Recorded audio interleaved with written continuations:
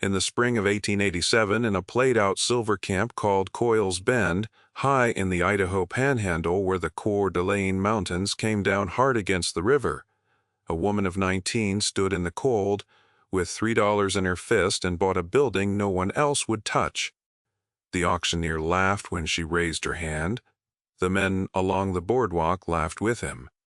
They were selling a shuttered bathhouse, a long stone and timber bathhouse that had stood empty for 11 years, its windows boarded, its boiler rusted, its floor a field of cracked tile gone green at the grout.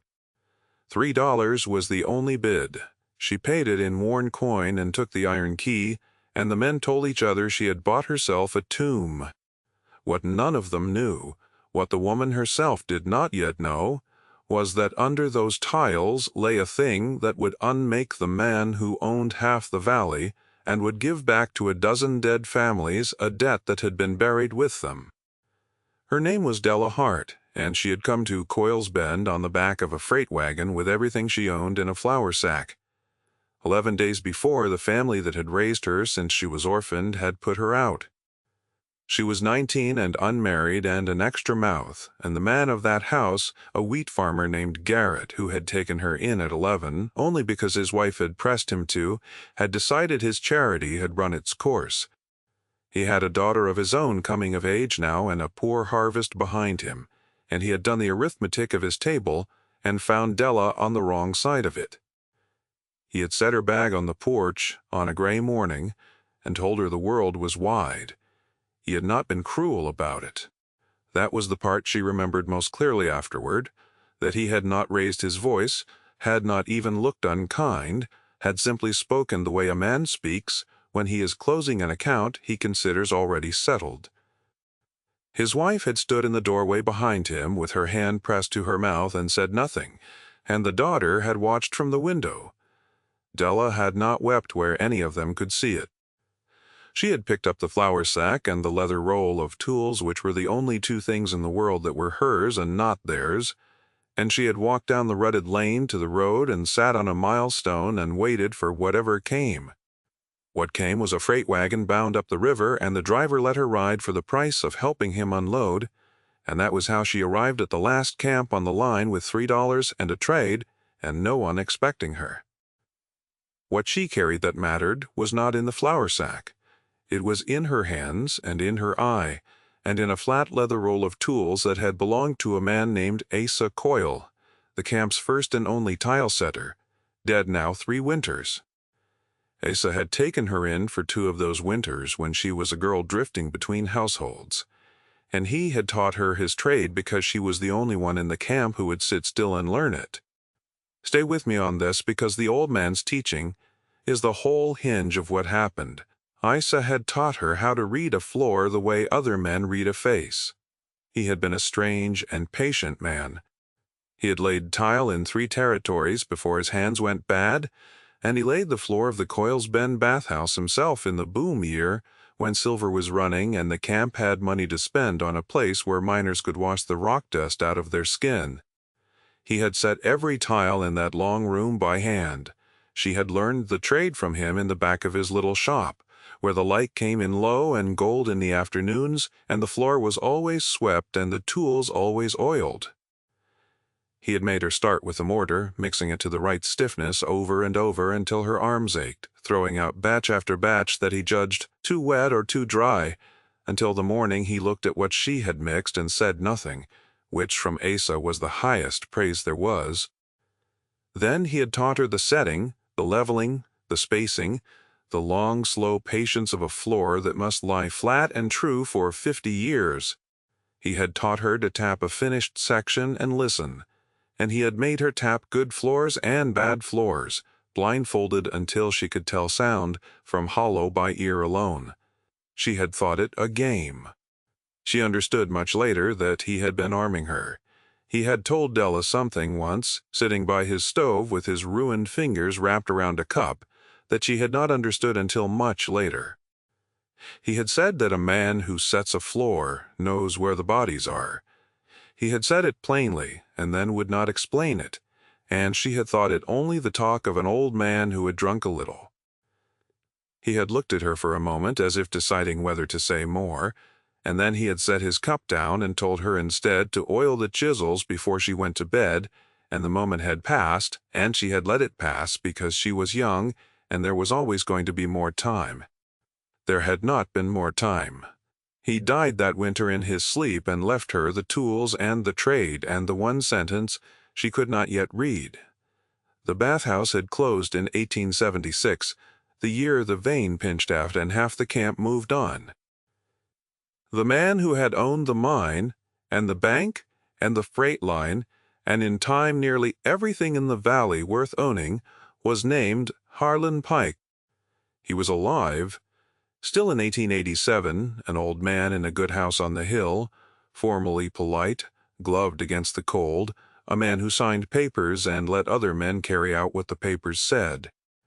He had bought the bathhouse property at the closing for almost nothing and then let it rot, which struck no one as strange, because a shuttered building in a dying camp was worth less than the lumber in it.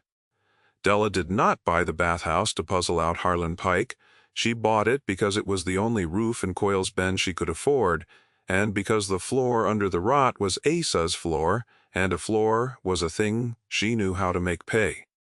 Good tile could be lifted, cleaned, and sold to the new camps farther up the river where men with fresh money were building. She meant to live in the back room, lift the floor a section at a time, and sell what she lifted. It was honest and it was hers, and it asked nothing of anyone.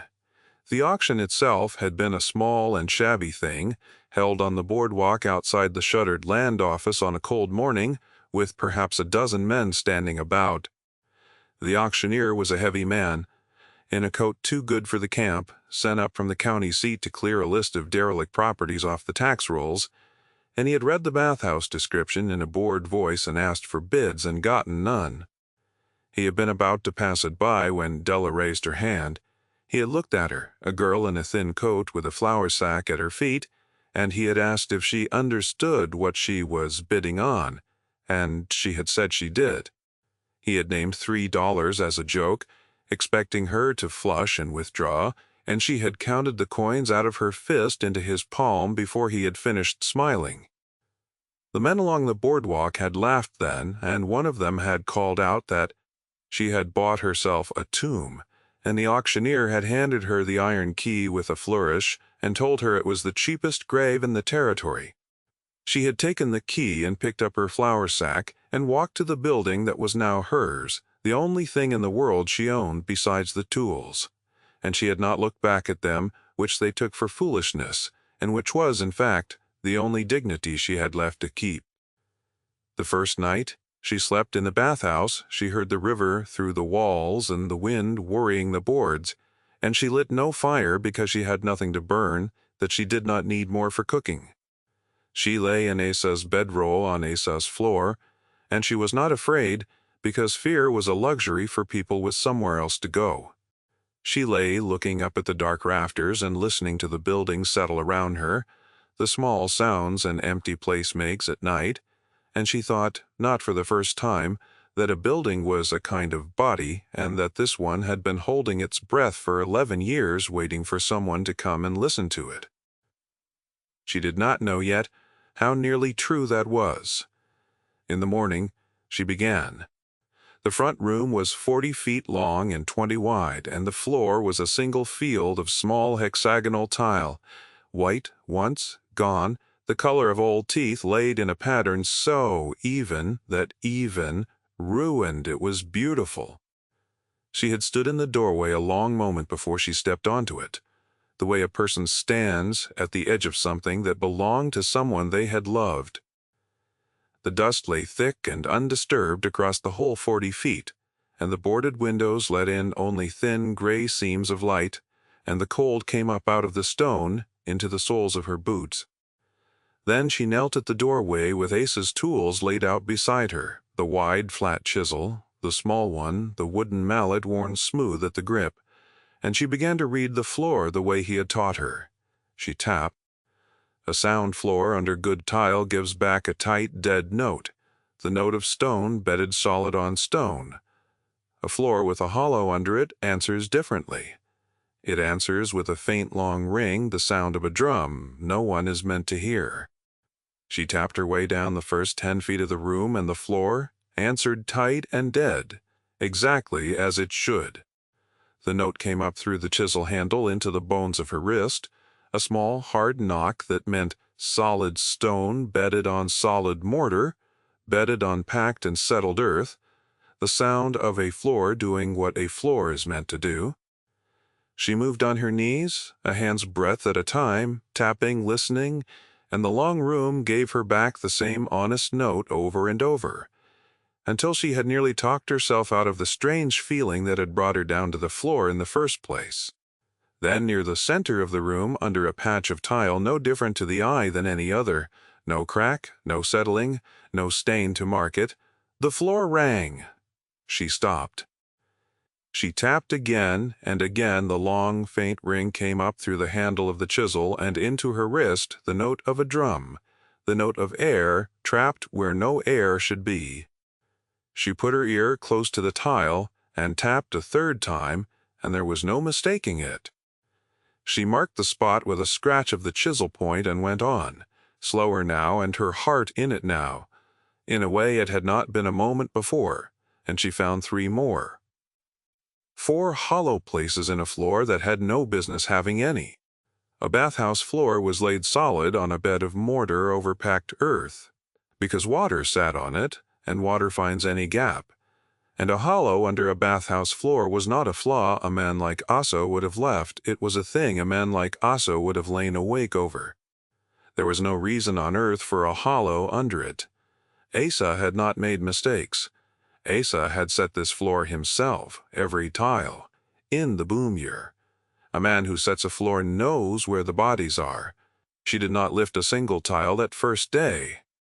She sat back on her heels in the cold, long room, and she thought about the old man, and about the 4 marks she had scratched, and about how careful a thing it was to lay good tile over a hollow so that no eye and no foot would ever know. That was not decay. Decay is random and follows water, and shows itself in cracks and settling and stain. This was made, and made with intention, and made by a master. Someone had made these hollows, and Asa had covered them, and Asa had carried what he knew about them to his grave, and left her one sentence she had been too young to understand. The next morning, a man came to laugh at her.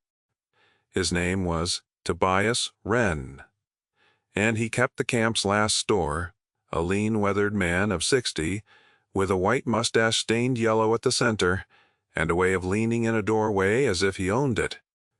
He stood in the bathhouse door with the cold morning light behind him, and looked at her kneeling on the floor with her tools laid out in a roll, and he said she had bought herself a great deal of work for a place that would never wash another miner.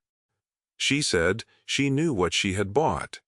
He came a few steps inside, uninvited the way a man does in a camp where there is little to do and less to see, and he watched her tap the floor and tilt her head and listen, and something in the way she did it, the practiced patience of it, made him stop smiling.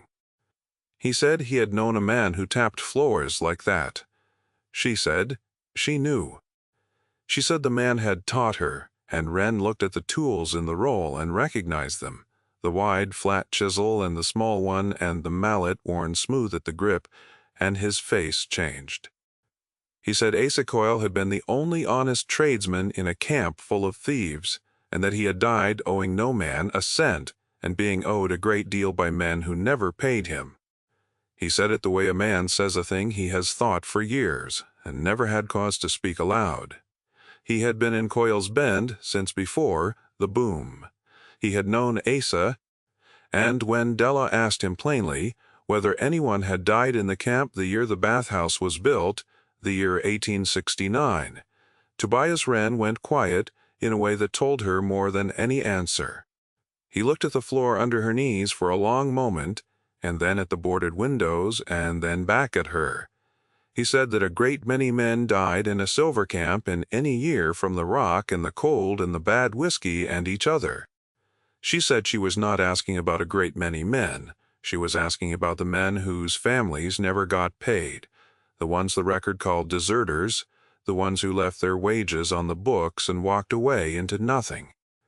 Wren did not answer that. He said he had a store to mind, and he left. But he left slowly, and at the door he stopped and looked back at her once more before he went, and she marked that the way she marked everything, and filed it away.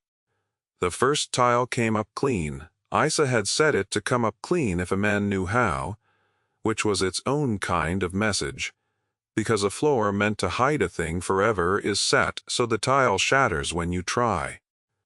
A man hiding contraband beds his tile in hard mortar and means it never to move. This floor had been set by a man who wanted it found some day by the right hands and had trusted the trade to bring those hands.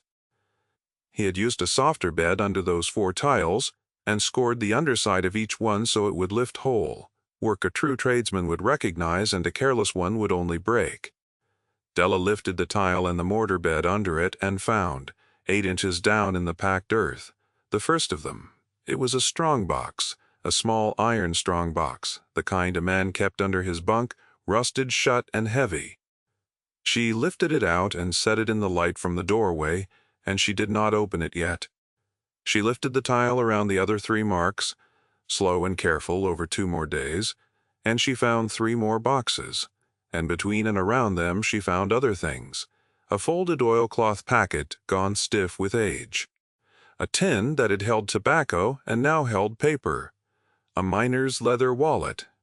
The floor of the bathhouse, it turned out, was a grave, and not for bodies. It was a grave for the belongings of men who had vanished, and for the proof of how they had vanished, and Asa Coyle had been the gravedigger working alone in the boom year, hiding under his own beautiful floor the things that would have hanged a powerful man if anyone had known they were there.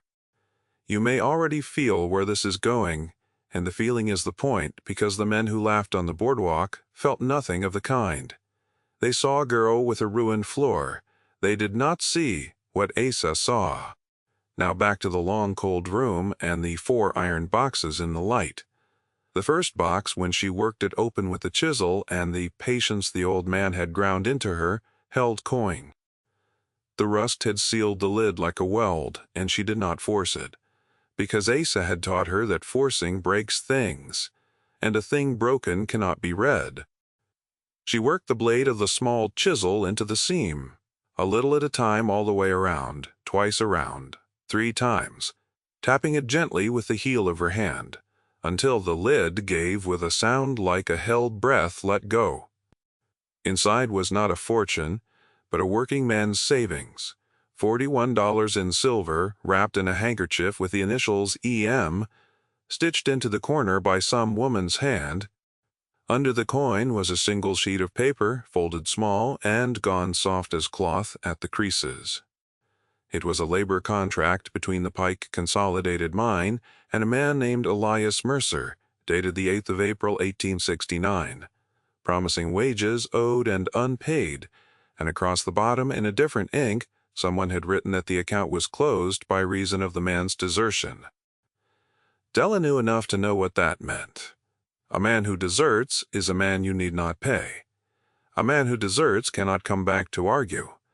And a man whose own savings, every cent he had, lie buried under a bathhouse floor did not desert anywhere. He left his money behind because he was not able to take it. She sat with that a long time.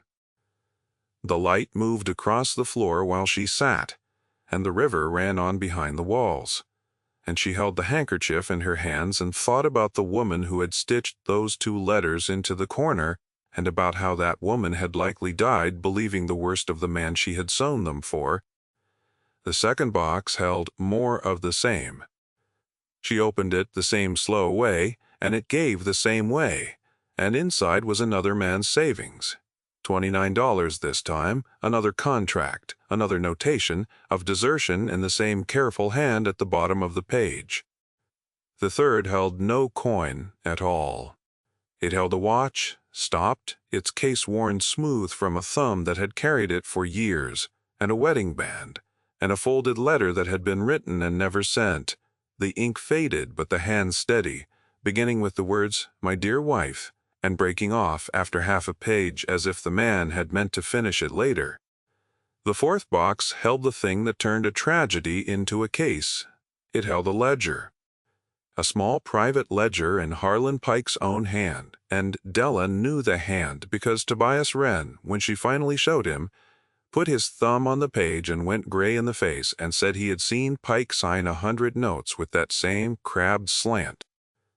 He had sat down heavily on the crate when he said it, and he had turned the pages slowly, one at a time, reading the names aloud under his breath, and at 3 of them his voice had caught, because he had known those men, had sold them flour and tobacco and stood them a drink, and had believed for 18 years that they had run off in the night and left their debts at his counter. The ledger was a second set of books.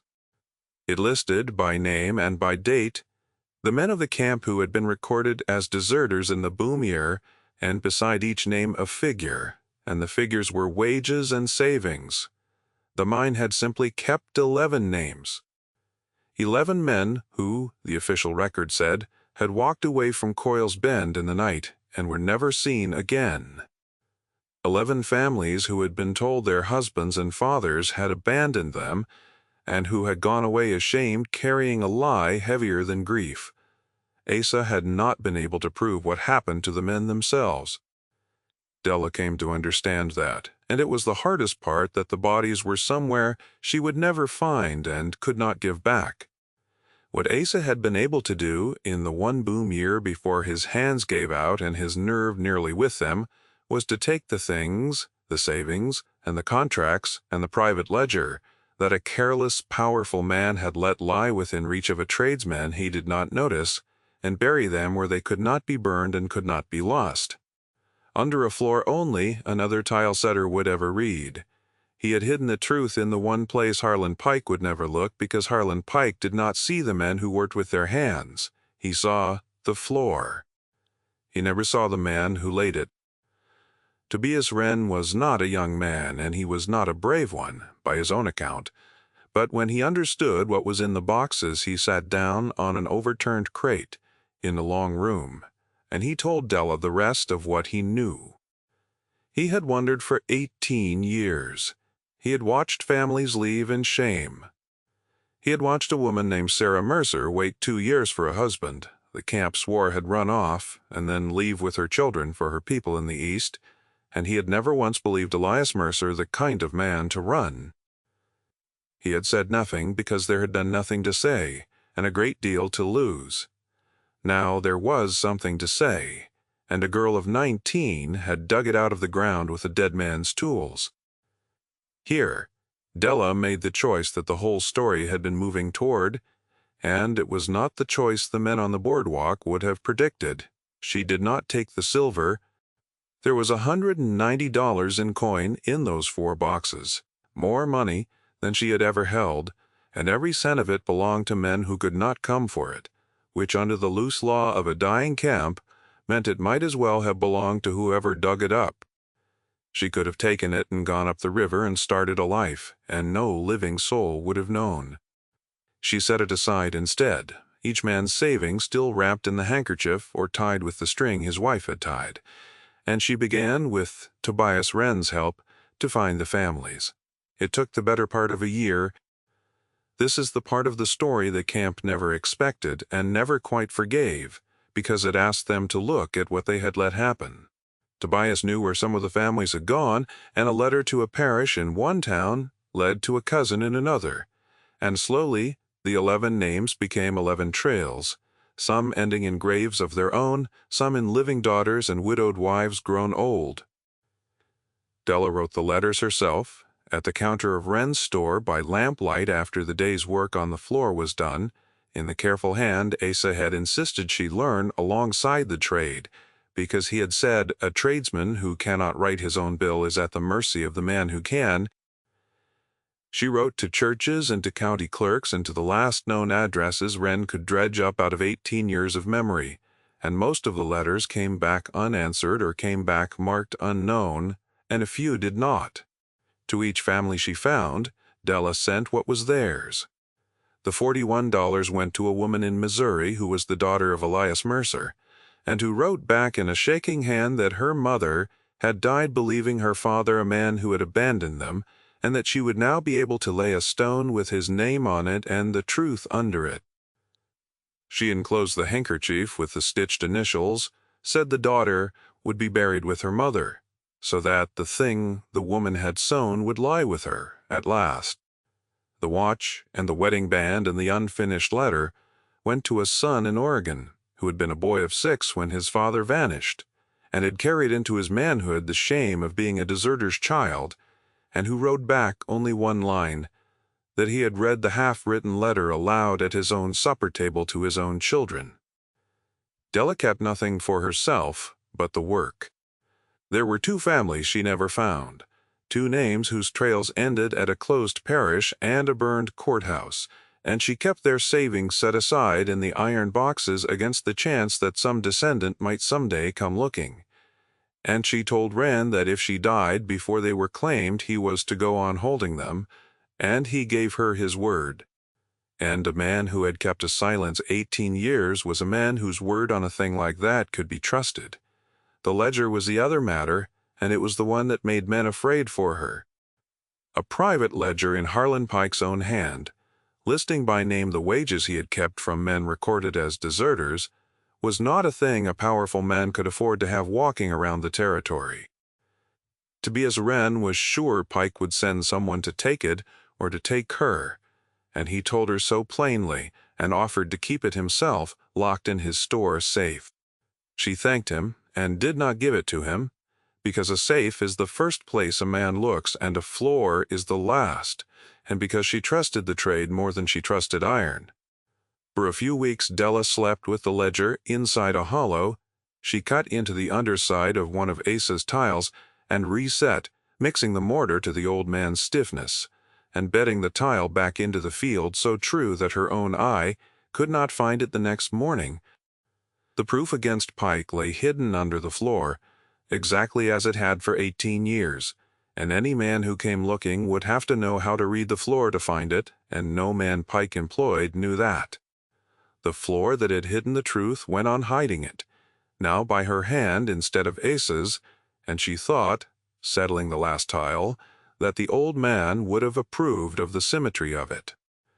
The way the truth came out, though, was not the way Fear had imagined.